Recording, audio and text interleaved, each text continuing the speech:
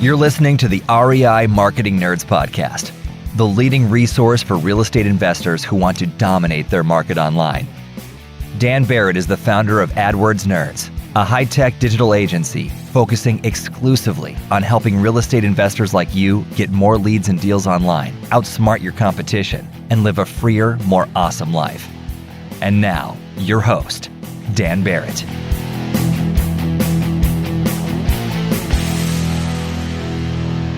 All right, what's up, and welcome to this week's episode of the REI Marketing Nerds Podcast. As always, this is Daniel Barrett here from AdWordsNerds.com. And look, if you need more leads and deals for your real estate investing business, you know where to go. It's AdWordsNerds.com. We will help you put together an online marketing strategy for your market. All right, this week, I've got a fun one. I've got another marketing person on the show, Karlyn Ankrom from ohsnapsocial.com. That is ohsnapsocial.com. Karlyn is an expert in social media marketing. I'm going to be honest, social media, like organic social media, obviously like everyone else, I've consumed it, but I've never really been a master at actually doing it. I've always hired people that were good at it or kind of, used different teams of folks.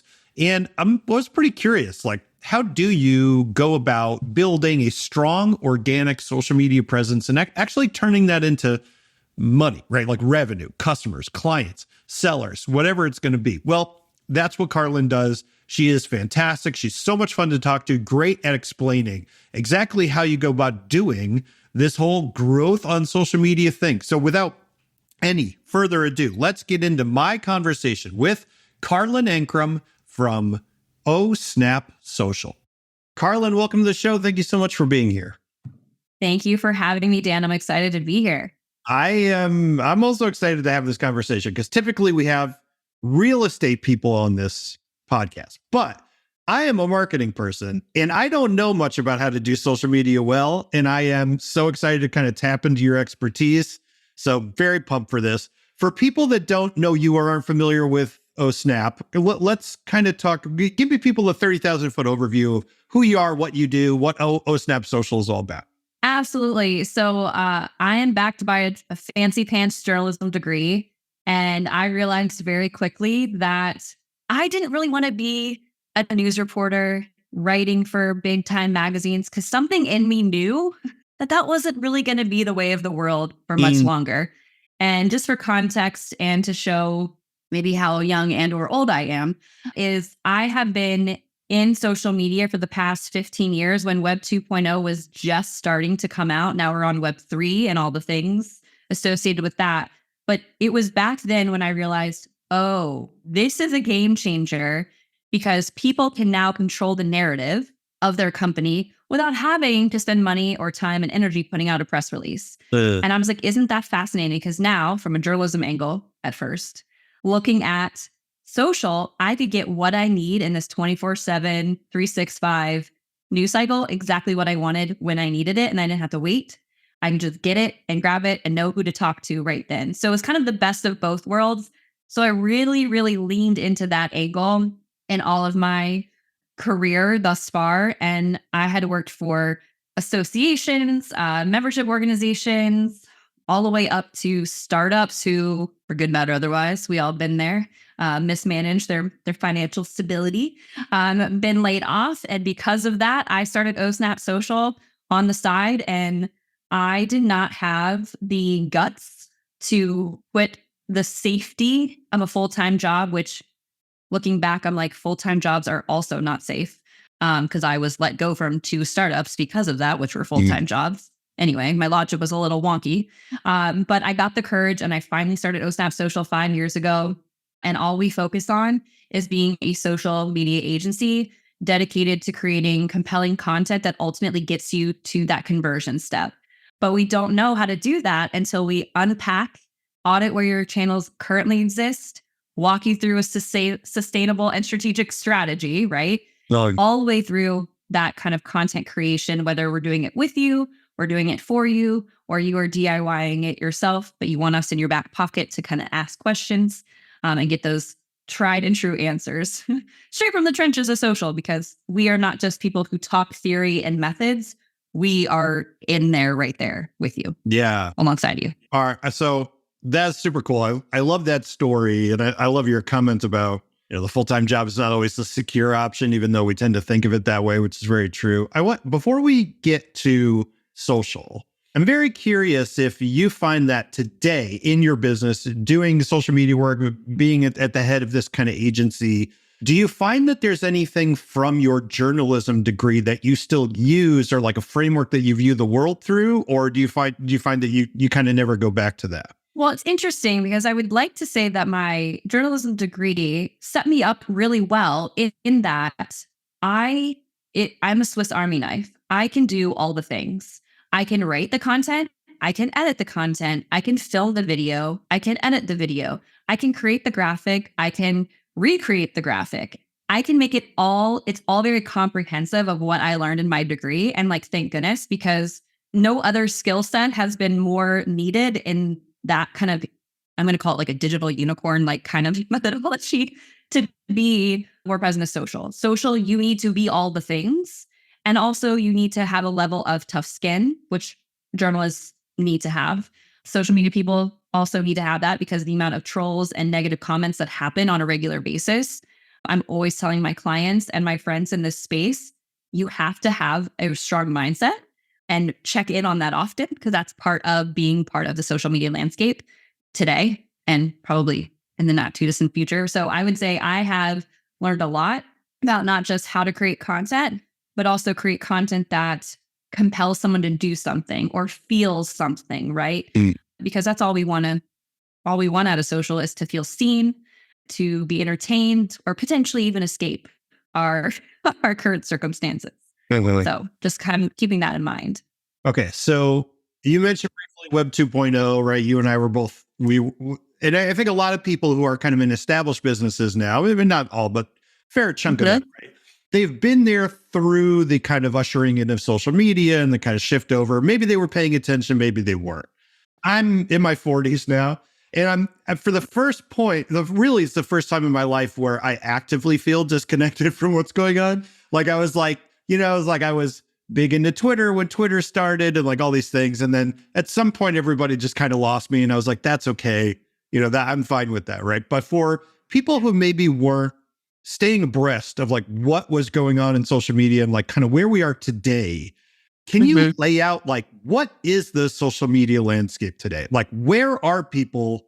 What are they doing? Like, if I'm a business and I'm just getting started, I'm trying to think about where I'm going to invest my time. Like, what are my options? The first word that came to mind when you said, what's the social media landscape right now? My first word, you want to know what it was? Chaos. Yeah. Chaos. Okay. Awesome. We are social media managers, social media strategists, social media agency owners. We are the wranglers of chaos. We are also, the lack of a better term, because I can't come up with something that snappy that fast right now, but like we're life coaches in a lot of ways to our clients, because we tend to overanalyze all the places where we can show up rather than focusing on the places that our existing clients are already using. And you don't know where your clients are online, you probably should ask them. And that's okay. You can ask them these questions. First thing, if you're having a discovery call, you're having them, you're meeting for hey, where do you hang out online? Hey, where do you like to hang out online? Oh, they're gonna be like, oh, I like LinkedIn or I like Instagram, whatever. Then you can go look at their profile, see what they're talking about, see what other people are saying, and hop on and join them over there. I think we all think we need to be in all of the places, and that's just not true, because you need to be where your audience is and where you know that you can be consistent. Those are the two biggest identifiers for me and what I tell all of my clients. And it's funny because I used to only play on 2 platforms. And then there's that one person that gets on a discovery call with me and is like, why don't you have a Facebook? Why do you have a Twitter? And I'm like, because I don't have the time. Okay. I'm busy building everyone else's content. And so what's interesting is I now have like a trickle on other platforms. I abandoned ship on Twitter. I just kind of left that because I don't know what chaos is happening over there at the moment. Understandable, I think. Yeah, understandable. Yeah, I'm like, I can't create a strategy because it's not stable enough for me to test something for long enough over there. So I've really doubled down on LinkedIn and Instagram for 2 reasons. One, I know business happens over on LinkedIn. People do business with other people over there. And I can be consistent over there. That's where I've made the majority of my money, where I connect with like-minded professionals and get leads. Instagram allows me to kind of have a little bit more fun, be a little bit more creative, and kind of share behind the scenes of what happens on a daily basis over here. So you're going to get similar content in terms of advice, tips, things like that, but the way in which they're shared are different. Can I ask about LinkedIn? LinkedIn is, to me, the most confusing platform in the sense of, like, most people, I have a LinkedIn, right? Everybody has a LinkedIn. But like, whenever I log into LinkedIn, I am like, who are these? What is happening? Who are these people? Like, what are you talking about? Like, I don't know like how people are using it, right? But clearly they are using it. Like, I was under the assumption like no one actually uses LinkedIn. It's just like a resume page, but that's not the case. Can you like lay out the case for LinkedIn as, like I only have so much time. I have only so much energy. Why should I put stuff on LinkedIn? LinkedIn right now, and it's funny because I would say I was right there with you a couple of years ago. I was like, LinkedIn is so buttoned up and not fun. And it's just a bunch of resumes sitting there on a website getting stale. And people are, they have profile pictures partying like it's 1999. Like they don't even look like that anymore. And then I think what happened was during the pandemic, people are like, oh, my profile doesn't look so good. The amount of audits on LinkedIn I did during the pandemic was insane, only because people knew that they couldn't be out and about as much as they were, especially in the beginning. People were trying to find other people on a network for professionals like LinkedIn. And so they had to shine it up, get it all ready to go. And what I'm finding most relevant there is, especially if you are, I'm going to call you like a thought leader, expert, subject matter expert on a particular thing, and you have something to share that your audience would really resonate with and also start as a jumping off point for trust building. LinkedIn is a great place to do that because people are there not just to network with other professionals, but they're there to research, to find new things, to find, training opportunities or other people like them because they want to have virtual coffee and talk about a challenge that they're having. And I think people are more open to that level of connection on LinkedIn rather than a Facebook when you're like, is this person for real? I also like that LinkedIn listens to their users. That's a big thing for me. They don't give us like useless updates that no one asked for. I don't know if you've logged into Instagram lately, but the Instagram stories, like all the stickers are like rearranged and like hard to read and no one asked for that. But we don't need that. But LinkedIn was like, okay, I hear you. You're getting spammed a lot in your DMs in your inbox. So we're going to take that time and separate that. So the people that that you're connected to is priority mail and all the rest of it is in your other inbox. And I was like, thank goodness, right? Because it makes it easier. It makes me want to go there more often than before because I had to sort through all that spam. But I'm a big fan that algorithms are getting smarter, which I like because it's showing me more relevant content to me. Yeah. Because before I would call it like the drunk uncle. It was always like late to the party and like it didn't make any sense. LinkedIn is getting a little bit more hip with the times. I didn't know that you knew my uncle. Goodness. Yeah, that's funny. So, okay, you sold me on LinkedIn, but I'm going to play the client that doesn't know about social media, only because I am in actuality a client that doesn't know anything about social media. So I've heard that everything is video now. Is everything video now? And if so, what do I need to know about doing that in a way that actually makes a difference on my business? It's so funny because video has been around for like 8 years. Like video is nothing new. It's always been something that people have shouted from the rooftops in various contexts. What I like about video, and the reason why people are paying more and more attention to video, especially in the short form, is because of TikTok. Right. TikTok found the sweet spot. They found what works, not just video, but they've also found an algorithm that is like super smart, like scary smart, that it shows you things that you like thought of yesterday. And you're like, are you reading my mind? Yeah. And it shows it that content. And their algorithm is just so good. And so then in turn, all of the other platforms are starting to adopt this like video first, vertical video first way of thinking about their content and prioritization. I will say what I like about LinkedIn is it's not all video over there. Not yet. They're testing, rumor has it, according to socialmediatoday.com, which is like an online publication, they are testing vertical video feeds like TikTok, like Reels on their app.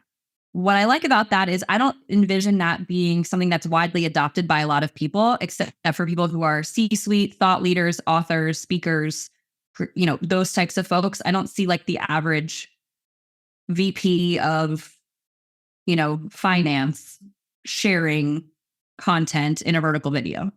I just don't see that happening. Right. So, but I also know that written word over there in the form of LinkedIn newsletters are like crushing right now. Crushing in terms of visibility, crushing in terms of impressions, and it also shows up on search. Is like that Google. a sort of like Substack? Like, is that, you said LinkedIn newsletters, but I'm not familiar with that. Is that like when you subscribe to someone and you get it in your email inbox, essentially? Yes. Okay. Yes. Yep. And it's basically a place where articles on LinkedIn where they used to just like post and like be gone basically from your feed. Like if it's not there, it's not there. This kind of serves as a house for it to live, those articles to live in. Gotcha. But not all articles have to be a newsletter. Yeah. So there's obviously a lot of different channels, a lot of different formats, right? So we've already talked about long form writing, and we've talked about video, and then there's short form video and everything in between. All of these things are kind of vehicles for content, for information, right? So if I'm a business, I'm looking ultimately to connect to clients and grow my business and, grow the level of success that I have. But how do I know, or even how do I think through the problem of deciding what to actually say, whether it's in a video or a newsletter or a short form post? Like, what kinds of information should I be putting out, and how should I think about the way in which I do that? This is a spectacular question, and I had like 5 ideas pop into my head at once. So I'm going to sort through at them. The first thing is any type of content that you want to share, whether it's in a video or written word, what have you. It probably 9 times out of 10 already exists between your ears, aka in your brain already. What I always try to steer my clients away from is overly scripting a video, overly polishing. Written word, we don't get away with as much in terms of like, blacks. People on social media want like real video. So if you flub up or you say something or you go off on a tangent and come back, it's way more forgiving, and it's also expected.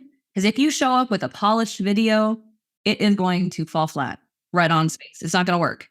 So I really want you to think about what content already exists in your head. What are the frequently asked questions people ask you all the time that you're tired of asking or tired of answering? Start there, and always focus on sharing the what, not the how, especially if you sell the how to do something. And there will be other people in my industry that will be like, share it all, be valuable, share it all, share it all. And I think there is some merit in that, because I've seen people who just outwardly share everything, the how, the tips, the where to find things, and they get a lot of audience, and then they can then later sell them on whatever else. I sometimes, again, different shows for different folks. It just depends on your strategy and how your comfort level of sharing the how to what you do. Gotcha. So the idea is, we're talking about the what, not the how. We're answering frequently asked questions. Are there places where people tend to try to do this and then go wrong, right? Like, what are the big mistakes that if I just jump into social media and I'm like, that's easy, I'll just answer all the questions and, I'm pretty blasé about it. What's going to trip me up? Like, where do people tend to go wrong when they try to do this? Usually I'm all for people just like taking the reins and running, because listen, social media, you don't get enough insights of what's working and not working unless you test a bunch of things. Yeah. That being said, you have to have a strategy and understanding what it is that you're testing, so that at the other side, was this a successful use of my time, energy, and effort? So if you don't have a strategy backing you up before you kind of hit record, that's maybe something to kind of slow down before you speed up kind of deal, and really understand, where am I putting this content? Why am I putting it out? Who am I trying to reach? And what is, again, I always ask people, if you ask nothing of yourself, what does success look like on social media to you? That is a question I ask all of my clients. And the reason why I do that is because it lets me know, 1, are your expectations manageable? Listen, everyone wants 10,000 followers tomorrow. We all do. Me too. Same. Yeah. But if your rate of growth is 5% month over month, it's going to take a while. But if you want that quickly, that changes our strategy. It maybe goes from like 50% organic and, 50% paid to like 70% paid, right? So the strategy shifts and changes. But if you don't have the plan and you don't know where success is and what you actually want and why you want it, because again, 10,000 followers are great, but if I don't have 10,000 email addresses that I own. Yeah. Well, let me ask about that, because this used to be back in kind of the heyday of, the heyday, but let's say the beginning of Web 2.0 was kind of coincided with kind of what I think of like the golden age of like the digital marketing people, right?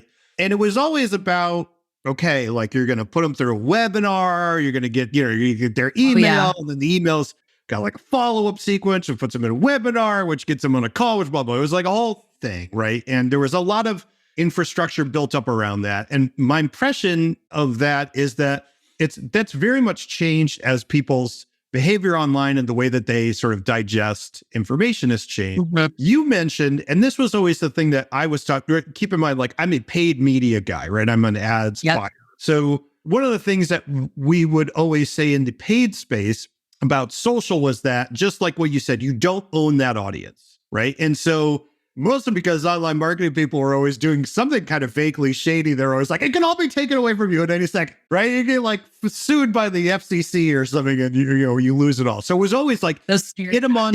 We love them. Exactly, right? It's like, I took too many pictures in front of this Corvette that I rented and now I'm in jail. So all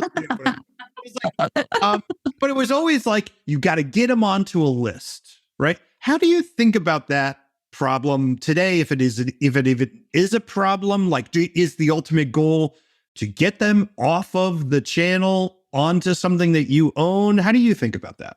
I think there's still relevancy in driving traffic off of a platform. The reason being, one, you don't own your followers. I tend to agree with that. But the way in which we bring them into our list has to be one that is baked in value, meaning you have to give them something of value and that's true, tested truth, all that good stuff. The problem is, like to your point, consumers are a lot smarter now than they have been, and because we all understand, like, oh, when I'm on this workshop or I'm on this webinar, they're going to try to sell me something at the end. Like the timeshare presentation, you're like, I know I get a free pizza or whatever at the end, but there's a I'm still not going to buy it because I know what this whole process is about. Same thing with all the online, which is why like the webinars are tired, things like that. Do they work for some people? Absolutely. Yeah. And I love to see how the market changes from like, we're running a masterclass, or we're running a webinar, then we're running a masterclass, and now we're running workshops, and now we're running challenges. It's like, as a marketer, I'm sure we're very jaded, right? Like we know what's up and like the tactics that people are leveraging. But I think it goes back to understanding where your goals are. And so there's different types of calls to action that you can do that feel authentic to who you are and where you want to drive traffic. And also, to your point, behaviors have changed, knowledge has changed, people understand the game that everyone's trying to play online. But if you do not take the time to share the solutions, whether it's lead magnets, a freebie download, a checklist, whatever, then you're doing not just yourself a disservice, right? Because it's not hitting your goals, but the people that have spent time following you, engaging with your content, want to hear more from you. You're not giving them more that they can get more into your ecosystem. So I still very much believe of connecting all the digital dots, and you need to, but how you do it, I think, is different than in years past. Yeah. And different tactics work for different people, but you have to ultimately build up that trust first, just like anything. So can you give me an example? And if you can, it's fine, but because I don't want to pry into anybody's specific stuff, but can you give me an example maybe from either someone that you know of or someone you've worked with where they had like one of these kind of, whatever you want to call it, opt-in offers, or these kind of ways of engaging people off the platform that were authentic to them and felt good to the audience, right? Because I think, at least I think a lot of people have this kind of feeling of like, I don't want to ask them to give me their thing. It feels weird, right? There's some resistance there. So what's a good example of someone who like really nailed that, where it felt authentic it matched what they wanted to do, and it served their kind of broader business goals at the same time. So I am too. One, I'm actually going to utilize myself because I also know that I need to do this more often because I don't like feeling icky and salesy and all the things. But every time I share a freebie, someone downloads it and then ultimately shares it with their audience. And then I get like 50 downloads in like less than 12 hours. I'm like, huh.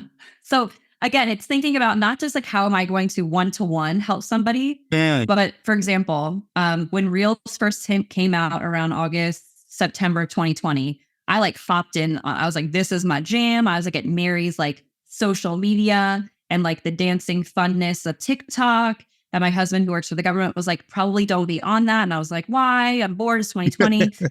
Anyway, I doubled down on Reels. And when I did that, I realized that a lot of people were asking me how I was doing this, the mechanics. How are you organizing your thoughts into video? And I was like, what? This is like second nature. Because again, degree, used to telling stories online. So I created freebie, how to, I called it, because I love puns, really good ideas, like REEL. So I called it that and people downloaded it and I shared it on my Instagram stories. I said, hey, I've been authentically, people had been DMing me, asking me how to do Reels. People have been coming, my clients were like, how do we need to do this thing? And I was like, okay, I'm tired of answering. I'm going to create a freebie. I shared it on my stories. I was like, hey, you can check this out. It has some concept ideas as well as a tutorial of how to create your very first reel. People downloaded it. My friend shared it in her Instagram group that had over like 450 people in it.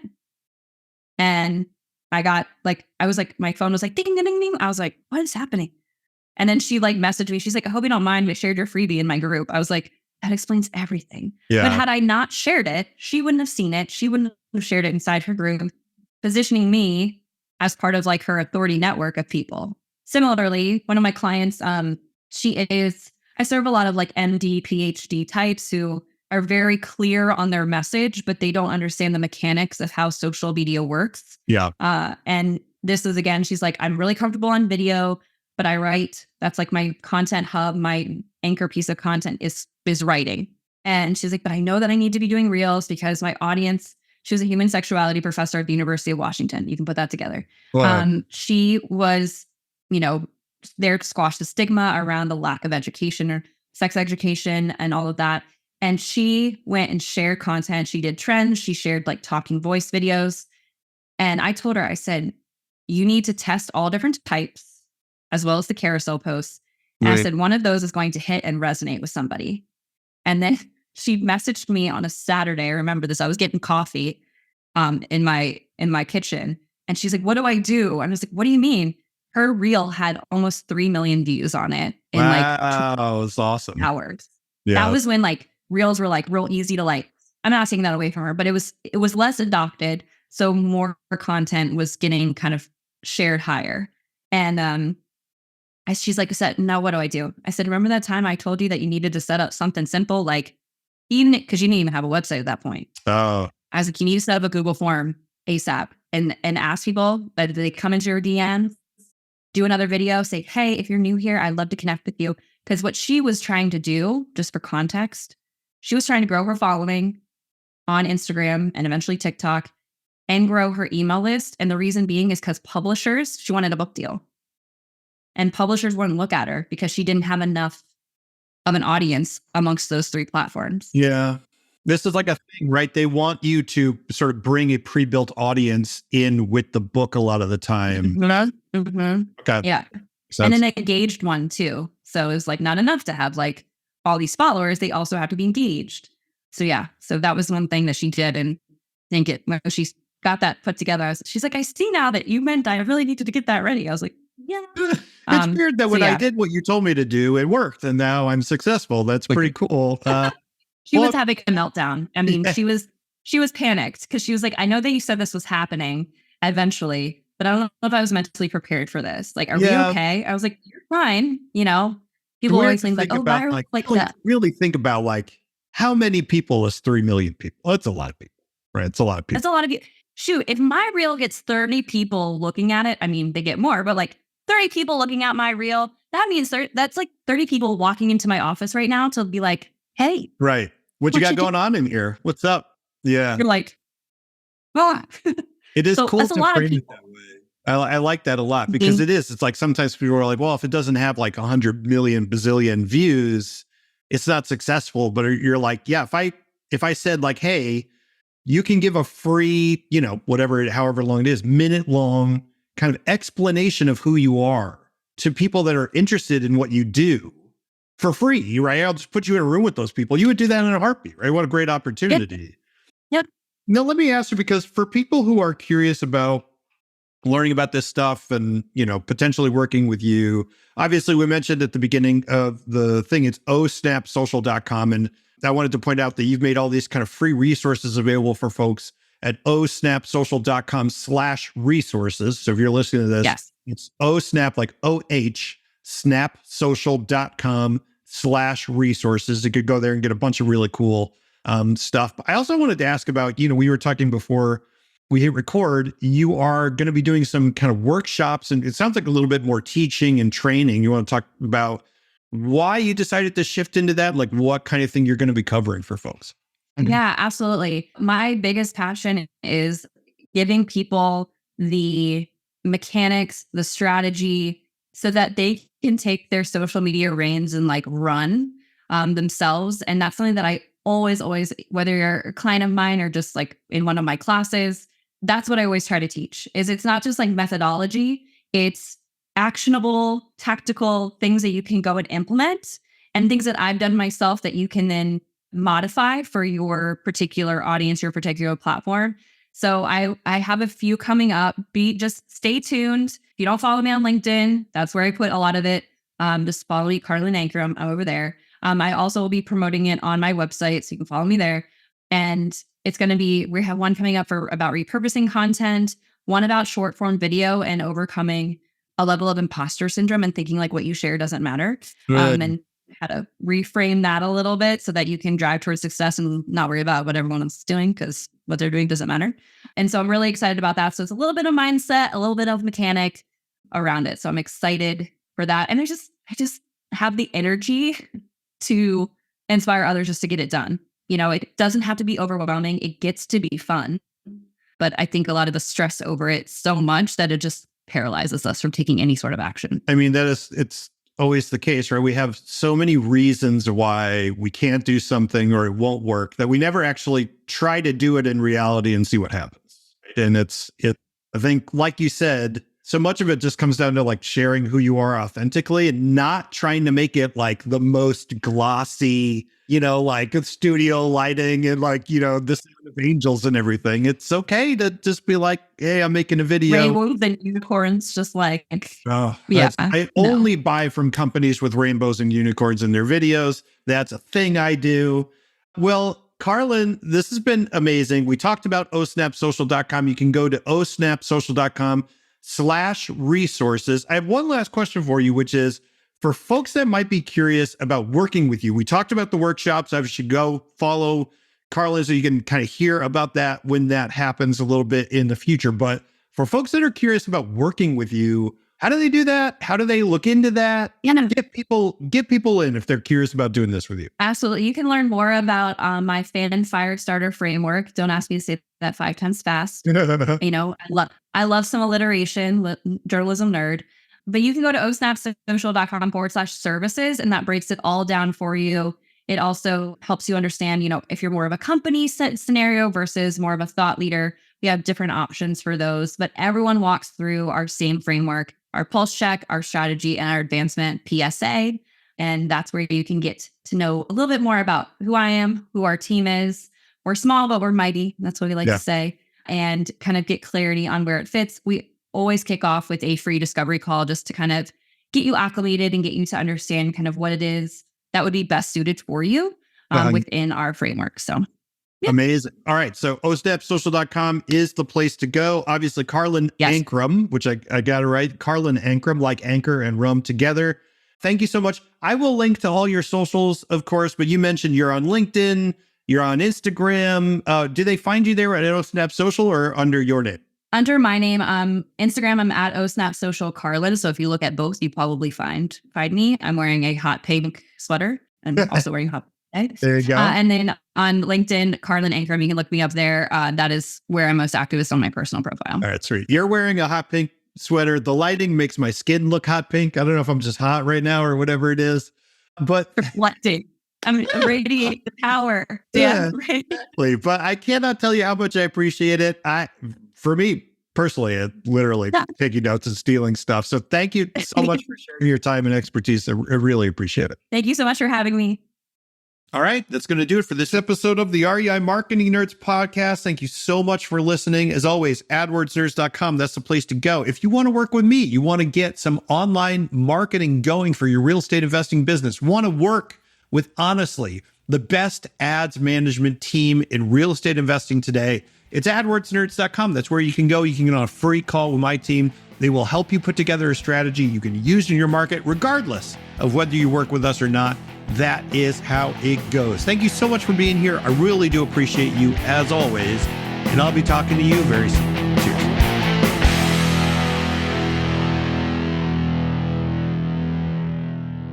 This is the podcastfactory.com.